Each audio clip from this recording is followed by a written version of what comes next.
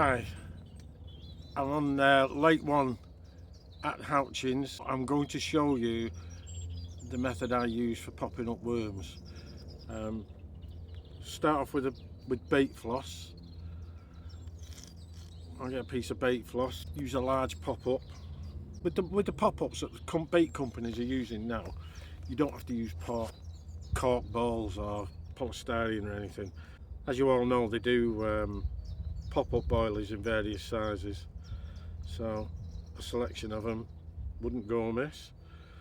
So what I've done is I've created a loop there. I'm going to pull some more through, make the loop bigger.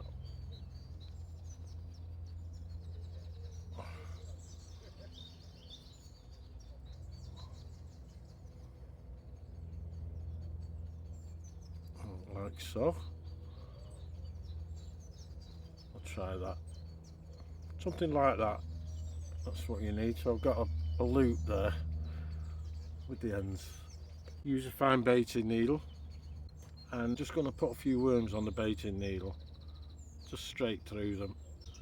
I haven't got any lob worms. I've had to get, I'm using Diodendras, so I'm going to have to put quite a few on. Okay, so I've threaded I've put a load of worms on my baiting needle. If they were lob worms, I wouldn't have as many on, obviously. Right, so what I've done is I've made the loop larger on the pop-up. I'm going to just thread the worms onto the loop. So I'm going to connect the loop, push the worms onto the loop part.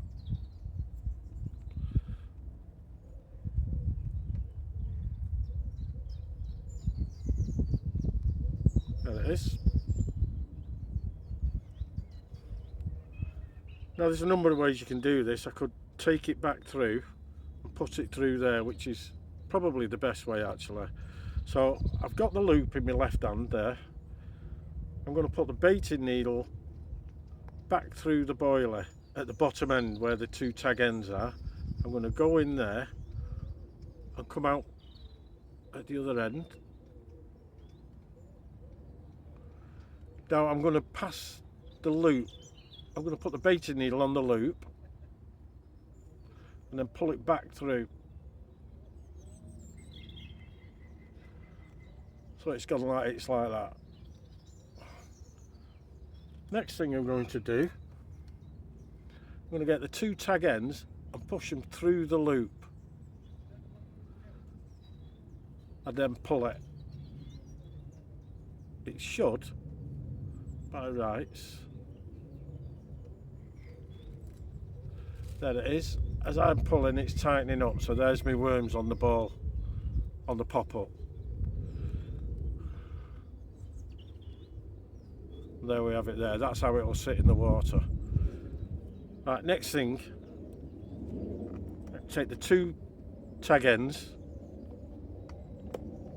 and using one of the rigs that I make, the ones I sell, they have a loop on. I don't know whether you can see the loop there. There's a loop on it at the end. It's the hair is a loop. There it is. What I'm going to do is pass the two tag ends through the loop and then tie it off. So I've passed the tag ends through the loop that's the hair, or the hair loop you want to call it. Take it all the way up to the end, just pull it and then tie it into place. I'm just going to trim the two tag ends off. It's all tied on.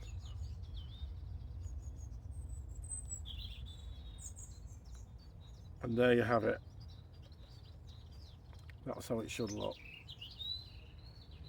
That's ready to go. All I've got to do now is put some tungsten on the hook link and obviously a swivel. So that's how I fish my popped up worms. I'll put plenty of tungsten on, about 4 inches from the hook, so that it's up about 6 inches from the bottom. Then there. That's how I do my popped up worms. I'll actually be fishing this one in a minute. That was it. When I want to change my bait on these rigs, I just cut the floss. That's all I do. I just cut the bait floss and leave the loop in place. For the quick changeover, I can just cut that and then tie the next rig on. Now I would have these pre-made, just a small block rig with a pop-up on, just to balance it. So that would, you know how these work. I mean, these just sit critically balanced. This one's already on with tungsten putty on and a swivel. But if I wanted to change from the worms there, like I say, I'd just cut it off and then I'd tie one of these on. This would be pre-tied, and I'd just tie a bit of floss onto the onto this where the knot is there. That's power gum. I'd just tie a bit of bait floss on there and then tie it to the loop on the rig. And it's the same with this. If I want to change this, I just pull the power gum, cut it, pull it away, and then tie my next rig to the loop, whichever rig I'm using, be it worms or a pop-up or a single bait. I just do it that way. So I've always got these pre-made ready, whether they be 4, 6, 1, 5, 2, whatever. They're all there ready, so it's a quick change job for the loop on the hook. And that's it. So I hope you've enjoyed the video, and I'll see you again in the future. Thank you for watching.